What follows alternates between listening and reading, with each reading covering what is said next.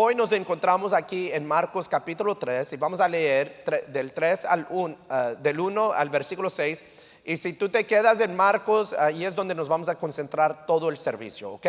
Marcos 3, versículo 1 dice: otra vez entró Jesús en la sinagoga y había allí un hombre que tenía seca una mano, ¿ok? Y le acechaban para ver si en el día de reposo le sanaría a fin de poder acusar. Meditamos en este versículo unos segundos, all right? Están en la sinagoga y habían unos religiosos. La semana pasada vimos los escribas que se molestaron que Jesús perdonó pecados. Y ahora en este caso vamos a ver el grupo de los fariseos. Right? Los fariseos eran otros grupos religiosos muy conocidos, respetados en la comunidad. Y había otro grupo conocido como los saduceos. La diferencia de los fariseos y los saduceos es que los fariseos creían que iba a haber algún día la resurrección y los saduceos no creían eso. Pero estaban ahí los fariseos y en vez de alegrarse y gozarse de que hey, este Jesús unos días atrás sanó a muchos de diversas enfermedades, sanó a un paralítico y ahora a ver si va a sanar a este que tiene la mano seca o la mano tullida. En vez de ver eso, en vez de pensar y meditar y decir, ven, quizás este es el Mesías, quizás este es el que andamos esperando, en vez de verlo así, no, dice que le acechaban para ver si en el día de reposo le sanaría a fin de poder acusarle. En otras palabras, de decir, trabajaste en el día de reposo. Ok. Día de reposo es un día para hacer exactamente lo que dice el título. Día de reposo es un día para ¿qué? Para reposar, right? Nothing hard here, right? No los ando tratando de confundir, ok. Día de reposo es un día para reposar. Es un día consagrado, se aparta para Dios, right? Unos acostumbran sábado, otros acostumbran domingo. Unos de ustedes, este es el día, viniste a alabar y adorar, y es un día de descanso, de reposar, right? To rest. Génesis nos enseña la creación, y en la creación del mundo Dios crea al mundo, cielo y tierra y mar, todos los bestias, todos los peces, todos los aves en 6 días, y en el séptimo día, ¿qué hizo? Reposó, descansó. No quiere decir que estuvo bien cansado. 6 días de trabajo. Right? That's not what it means. No quiere decir que cuando dijo sea la luz, o es como que si allí me entró un sudor haciendo el sol y no. En el principio era el verbo, y el verbo era con Dios, y el verbo era Dios, y sin él nada hubiera sido hecho. Cuando dijo Dios sea la luz, con su palabra, Jesús, el verbo, right, la luz fue, y la luz era buena, right? Y entonces hay que recordarnos que Dios nos enseña a nosotros no solamente por su palabra, pero también por sus hechos, okay? Tú y yo somos cristianos, somos seguidores de Jesús, somos discípulos de Jesús.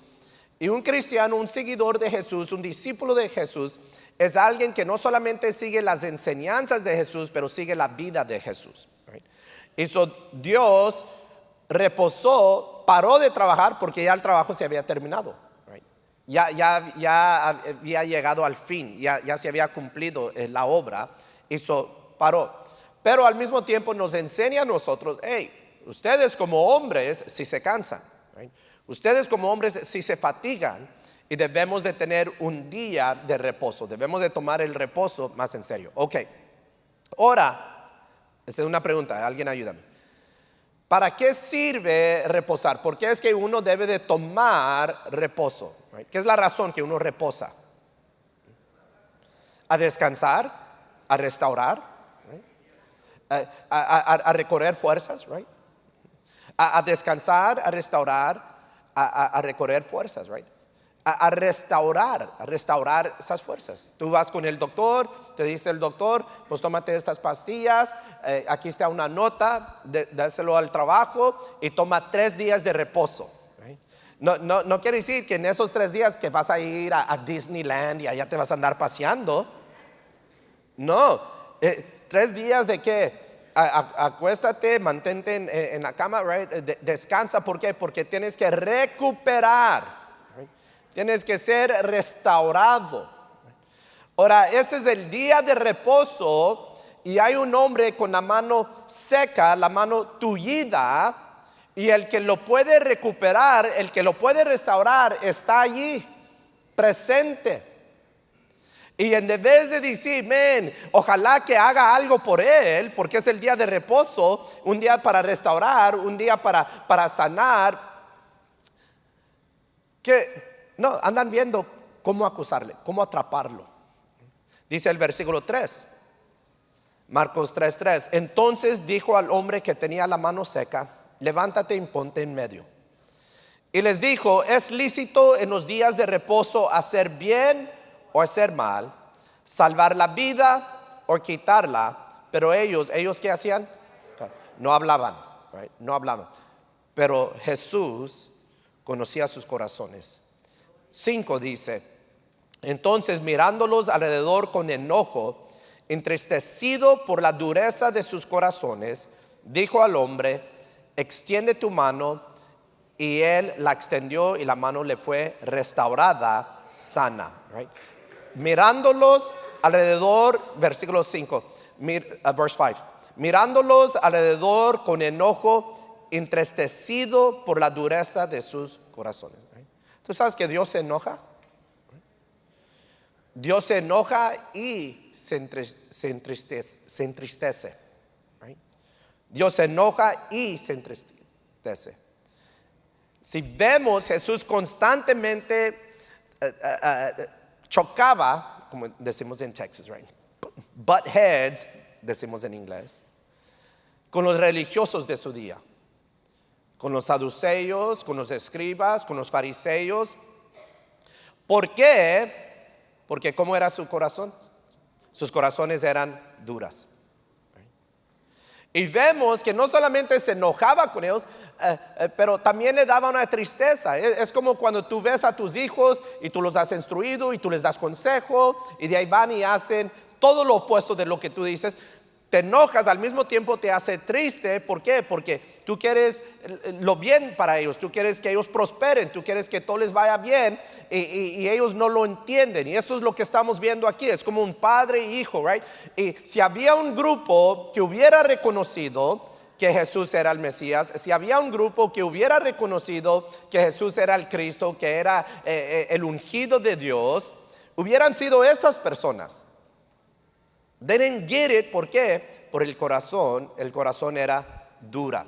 Versículo 6 dice, y salidos los fariseos tomaron consejo con los herodianos contra él para destruirle.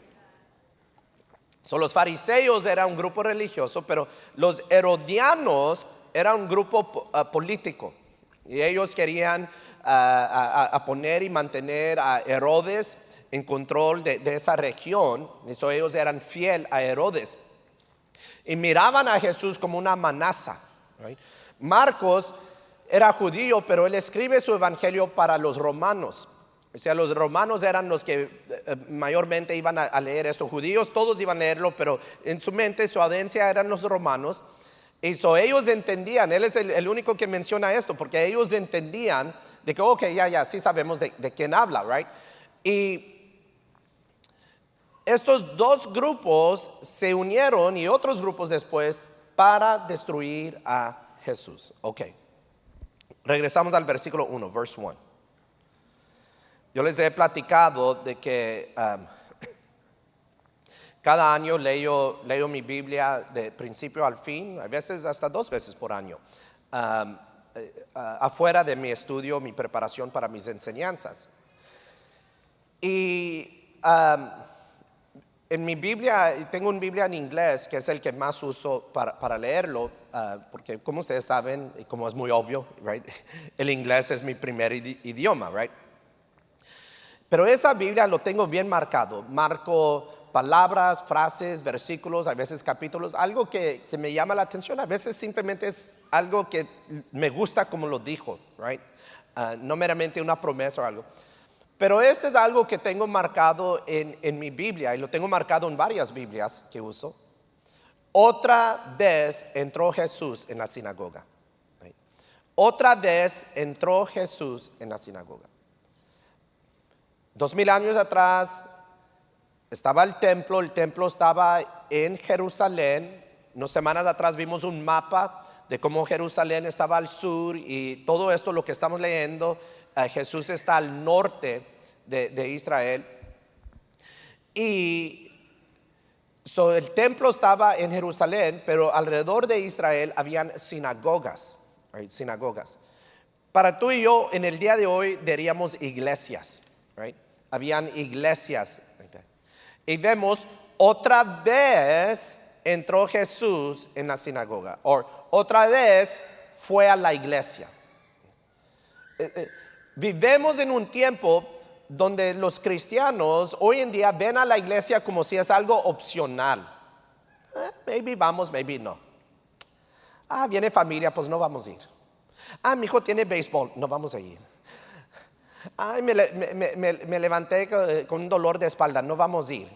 Pero para las dos anda allá afuera cortando el zacate y anda allá limpiando y lavando la camioneta y todo. Pues no que te dolía la espalda. Cualquier cosa, any little thing. Déjame decirte que como seguidores de Jesús somos llamados a no solamente seguir sus palabras, sus enseñanzas, pero somos llamados a seguirlo a Él, a ser imitadores de Jesús. Si era importante para Jesús otra vez ir a la iglesia, debe de ser importante para nosotros otra vez ir a la iglesia. Otra vez, otra vez.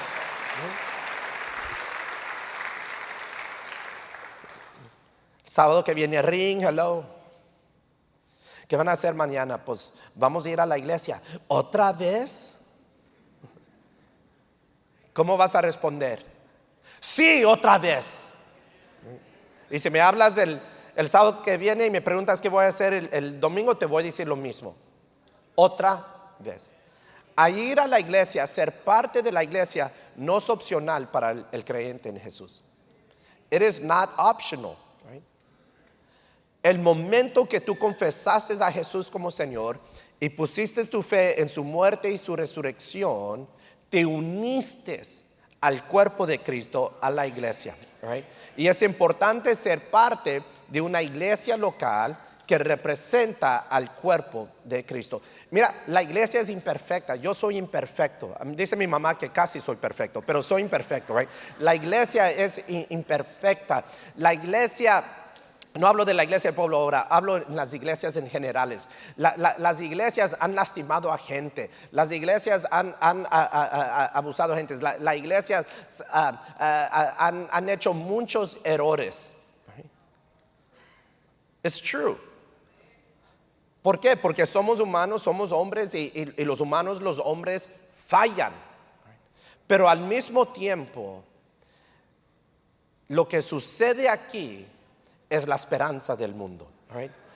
El mundo Estados Unidos no necesita un nuevo presidente. Estados Unidos no necesita más leyes. Estados Unidos no necesita un nuevo cambio en el gobierno. Lo que Estados Unidos necesita es que tú y yo seamos fieles miembros a la iglesia, que vengamos a alabar y adorar juntos, que aprendemos de las escrituras juntos y que levantemos y exaltemos y predicamos el nombre de Cristo Jesús, porque es en Cristo Jesús donde hay salvación, sanidad y esperanza. In the name of Jesus. Right?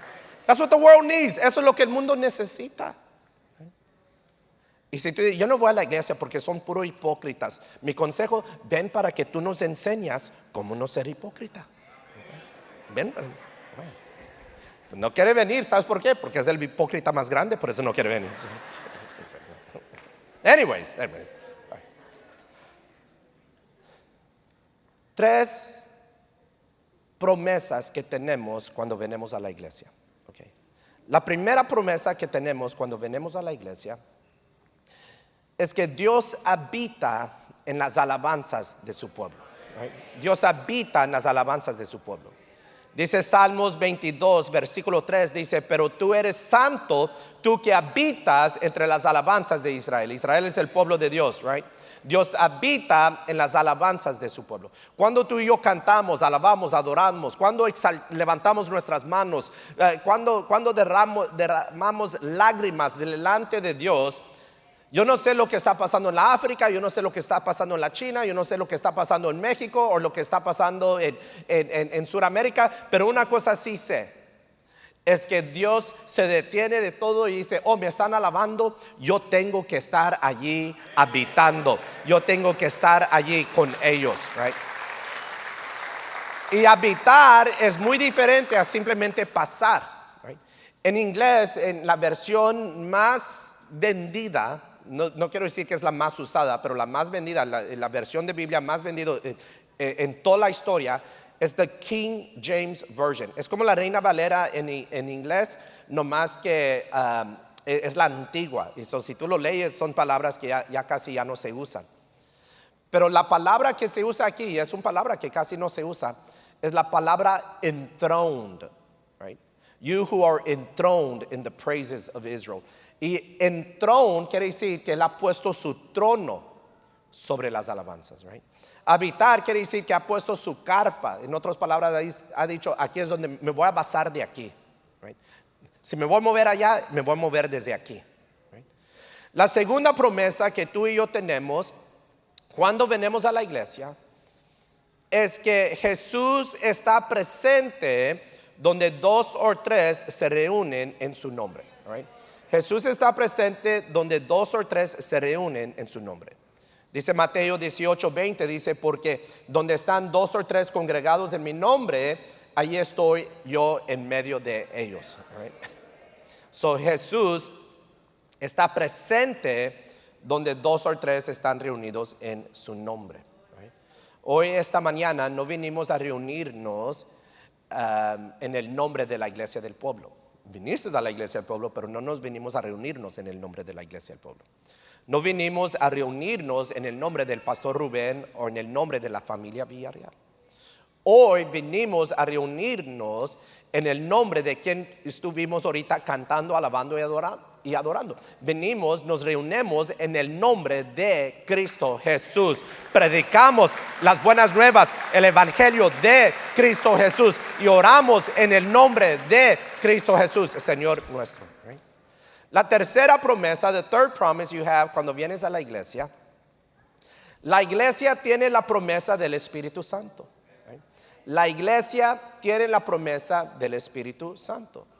Hechos 1:8, Jesús hablando dice, pero recibiréis poder cuando haya venido sobre vosotros el Espíritu Santo, y me seréis testigos en Jerusalén, en toda Judea, en Samaria y hasta lo último de la tierra.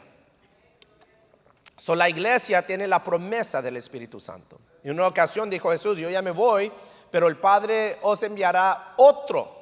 Y esa palabra para otro, hablando del Espíritu Santo, es uno igual, semejante a Él.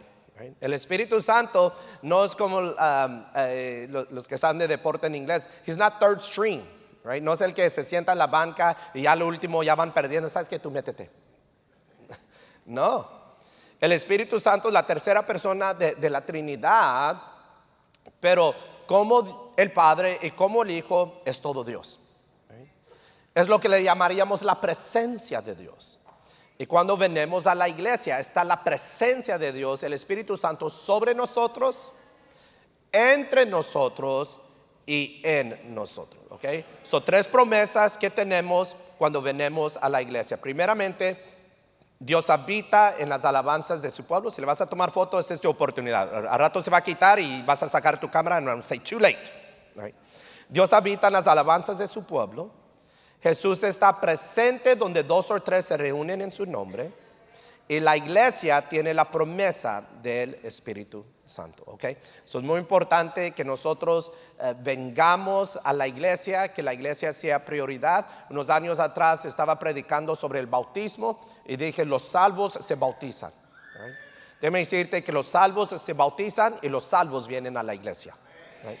Los salvos se bautizan y los salvos vienen a la iglesia. Dice Hebreos, no dejéis de congregarse como unos tienen de costumbre. Y dice especialmente en esos días, en los últimos días. Marcos 3, versículo 2.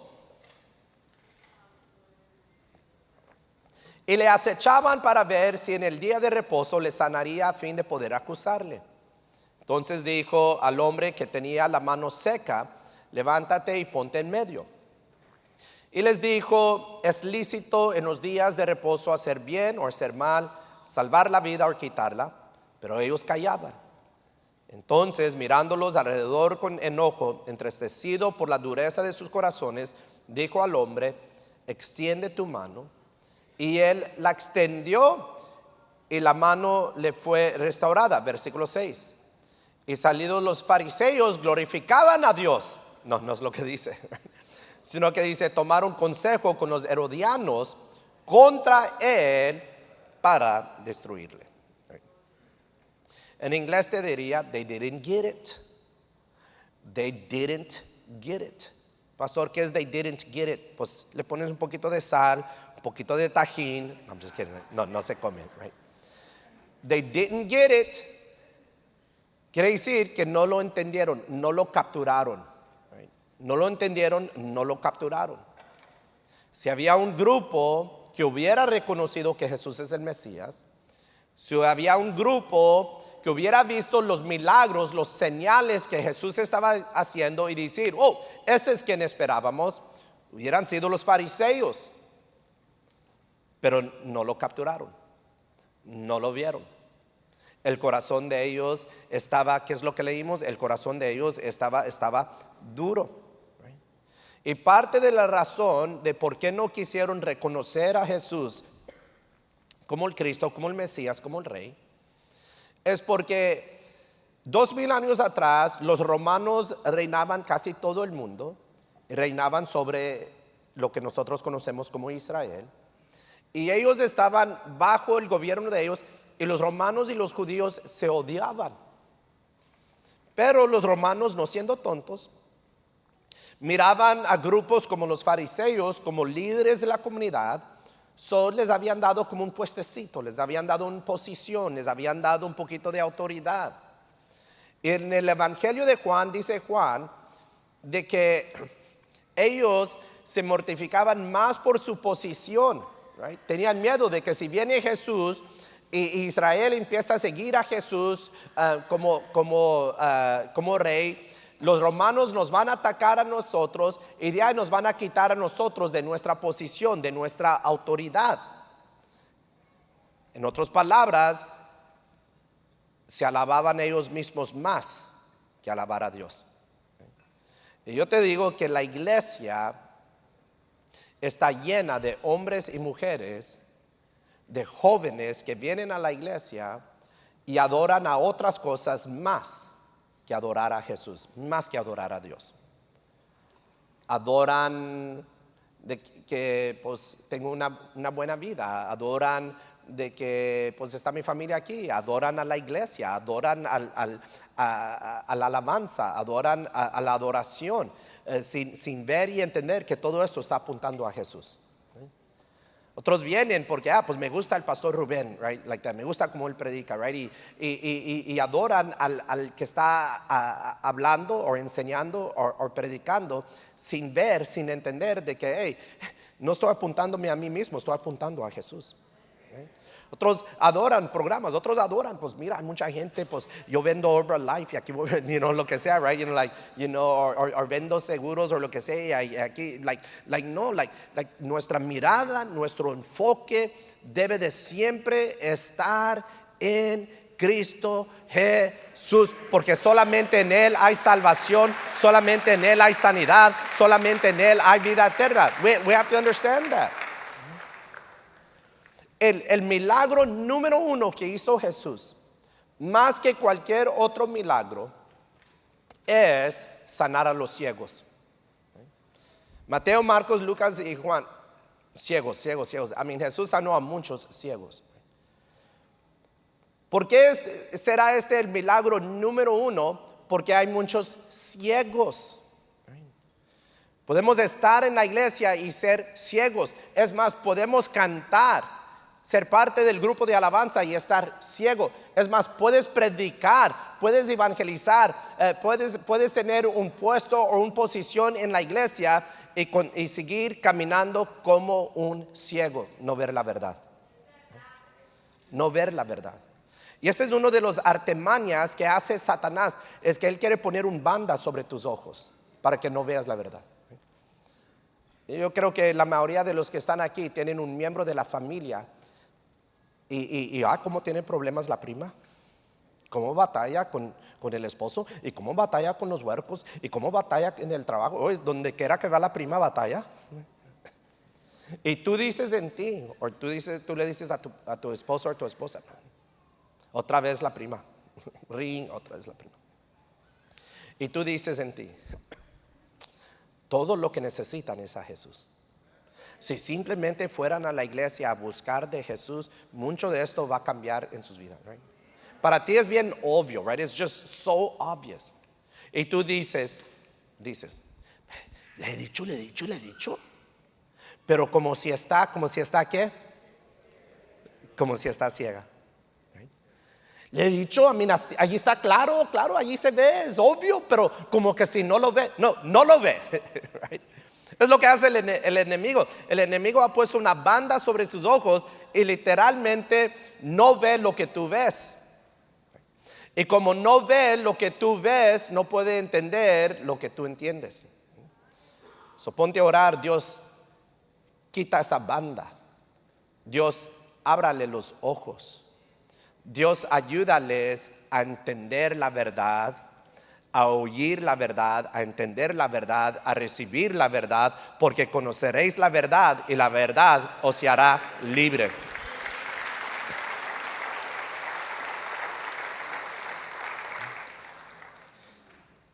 Yo te digo que tú puedes venir a la iglesia y te puedes estar engañándote a ti mismo.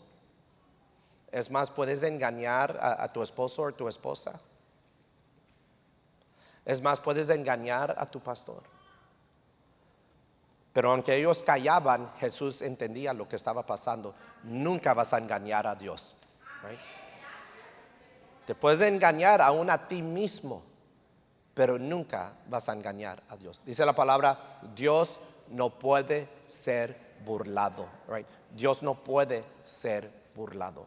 ¿Dónde estaban ellos? Estaban en la iglesia y tenían conocimiento de las escrituras. El hecho que tú vienes a la iglesia, el hecho de que tú tienes un poco de conocimiento de las escrituras o mucho conocimiento de las escrituras, no quiere decir que andas bien. Dios conoce nuestros corazones. Right? Dios escudriña nuestros pensamientos. Right? He does. Okay. Versículo 4, let's go to verse 4. Y les dijo, es lícito en los días de reposo hacer bien o hacer mal, salvar la vida o quitarla. Okay. Yo creo que Dios, si pudiéramos ver el corazón de Dios, el deseo de Dios es hacer bien. Right? Lee Génesis. Y cuando lees los primeros capítulos de Génesis, y dijo Dios sea la luz, y la luz fue, y la luz era ¿qué? Buena. Right? So para Dios hacerlo bien es prioridad. Un día agarró Dios a su pueblo, los dividió entre dos montañas y les dijo, pongo delante de ustedes el cielo y la tierra como testigos.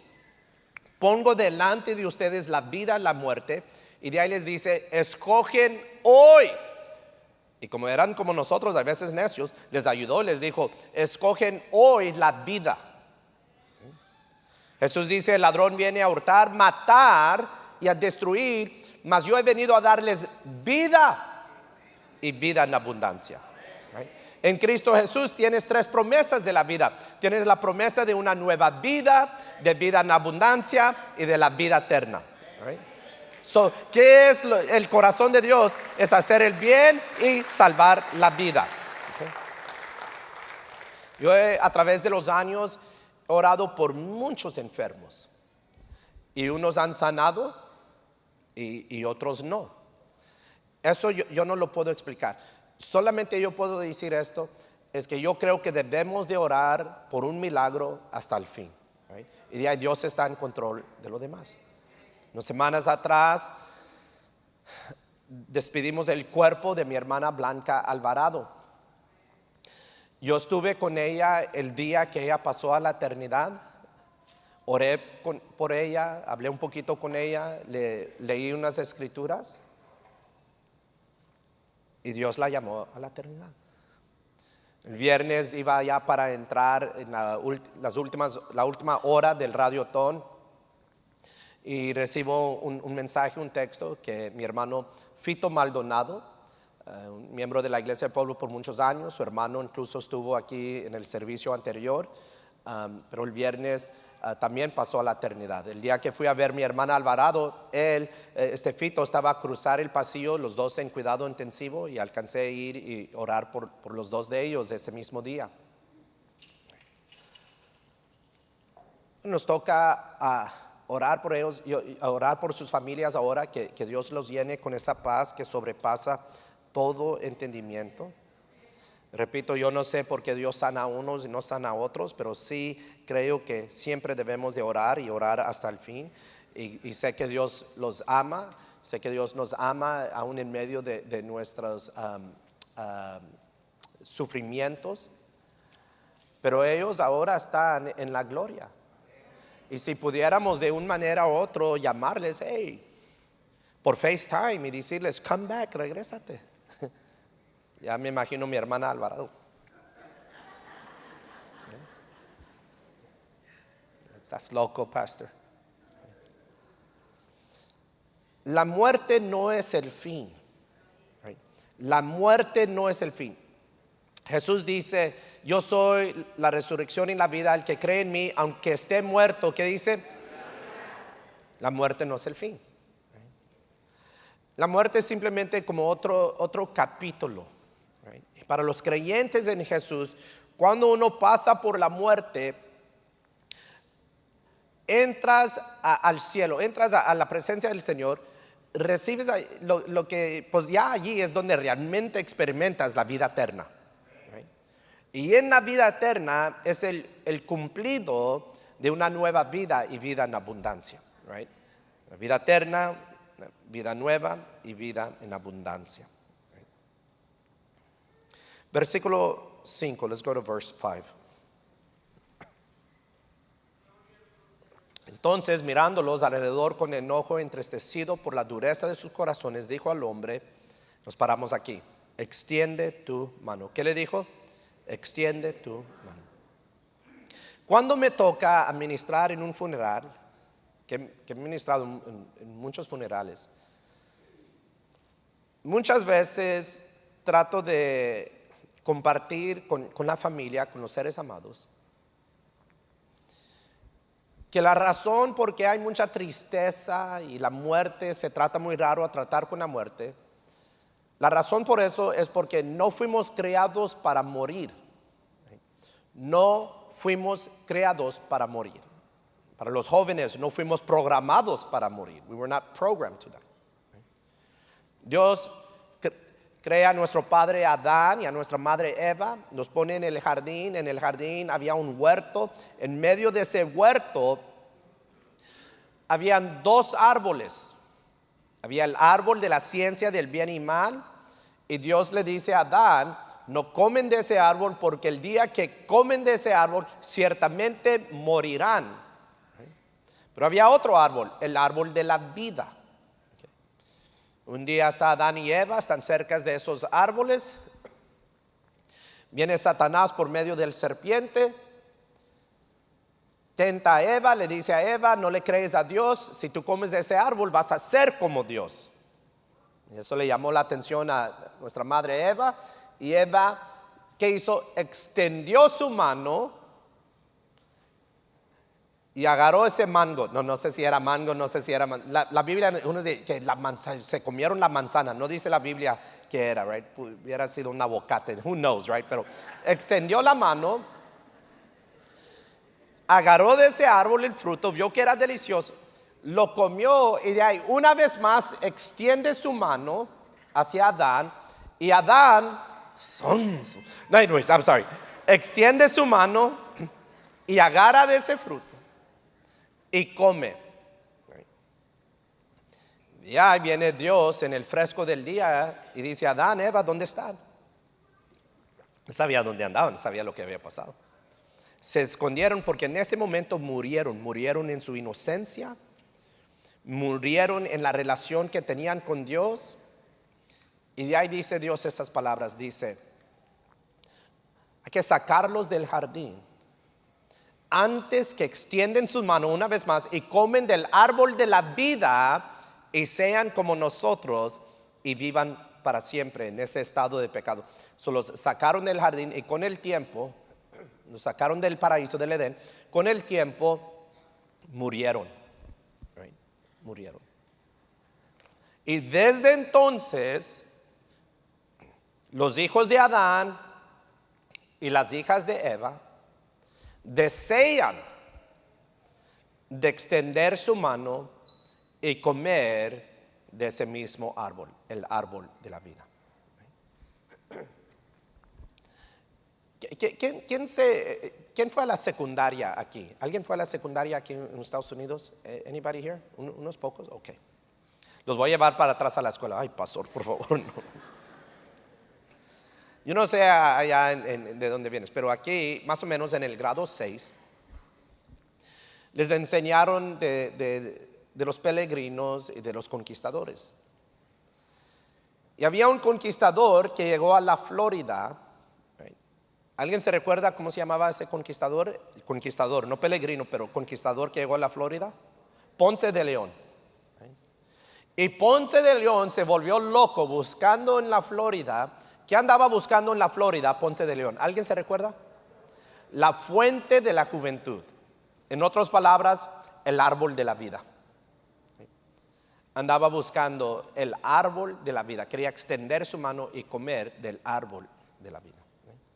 Hoy en día nosotros seguimos queriendo ese deseo de extender nuestra mano y comer del árbol de la vida. Por eso hacemos ejercicio, por eso tomamos nuestras vitaminas, por eso comemos puro ensaladas y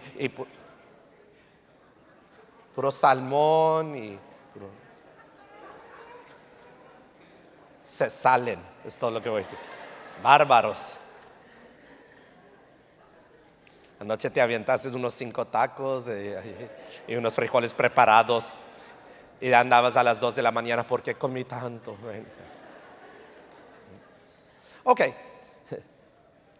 Le haces la lucha. I'm going to give you that, the benefit of the doubt, right? Le haces la lucha.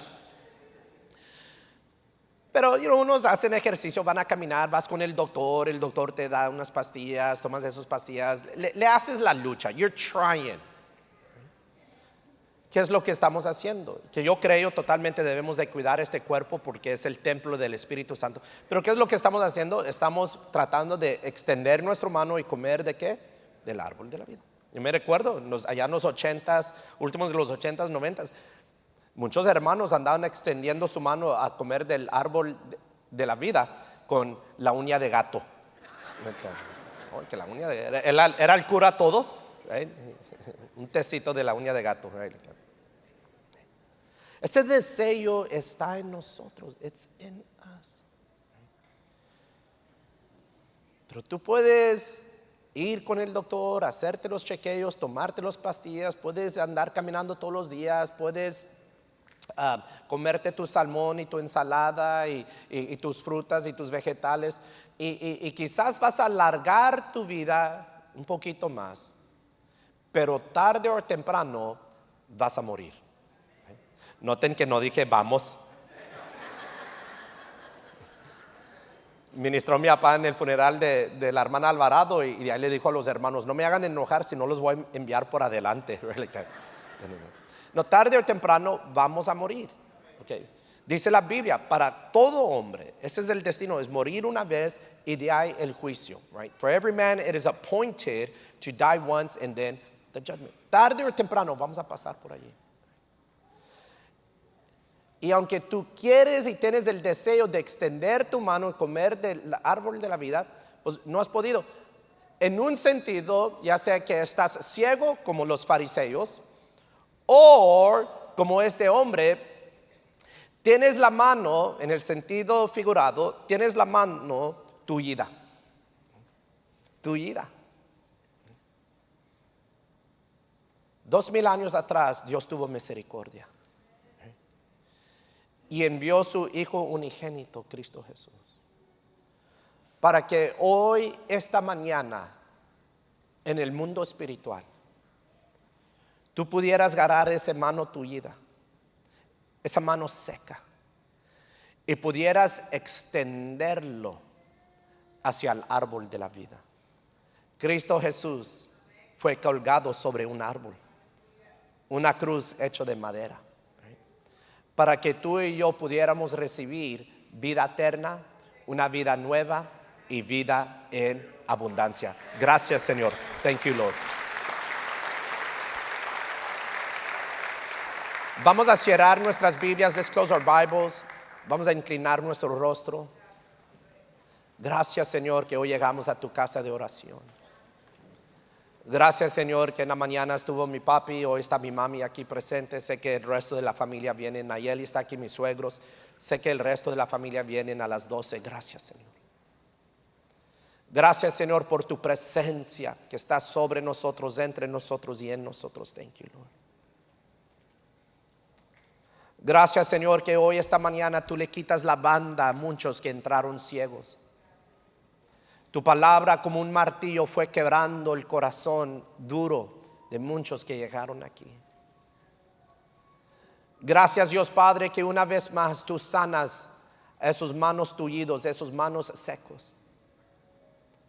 Y le das oportunidad a mis hermanos hoy, esta mañana, a extender sus manos hacia el árbol de la vida y recibir vida eterna. Si hoy, esta mañana, tú dices, yo quiero extender mi mano y recibir la vida eterna. Si hoy, esta mañana, tú dices, yo necesito a Cristo, yo necesito una nueva vida, yo necesito vida en abundancia, yo necesito saber que la vida eterna me espera. Si hoy, esta mañana, tú dices, cuando yo vengo a la iglesia quiero disfrutar de la presencia de Dios, en un paso de fe te invito a levantar tu mano y de ahí lo puedes bajar. A mi izquierda, que Dios me los bendiga, enfrente y atrás, en el balcón, que Dios me los bendiga, aquí en el medio, que Dios me los bendiga, a mi derecha, que Dios me los bendiga y me los fortalezca. Así como Jesús entendió el corazón de esos hombres, Jesús entiende tu corazón en este momento. Así como Jesús restauró en ese día de reposo a este hombre, Él sigue restaurando en el día de hoy vidas, matrimonios, familias, cuerpos, mentes, corazones. Quiero invitar a todos que oren juntamente conmigo. Vamos a confesar nuestra fe. Repiten esta oración. Di: Dios Padre, gracias por tu palabra. Hoy, esta mañana, confieso con mi boca lo que creo en mi corazón. Cristo Jesús es el Señor, el Rey, el amo del universo, de este mundo y de mi vida. Y yo creo con todo mi corazón que Él vino a este mundo, fue crucificado sobre un árbol, una cruz hecha de madera, entregó su vida y fue sepultado. Y 3 días después tú lo resucitaste. Y porque confieso y creo esto, tú me prometes la salvación. Y con la salvación tú me prometes una vida nueva, vida en abundancia y vida eterna. Yo lo recibo en el nombre de Cristo Jesús. In the name of Jesus, en el nombre de Cristo Jesús. Amen, amen, amen.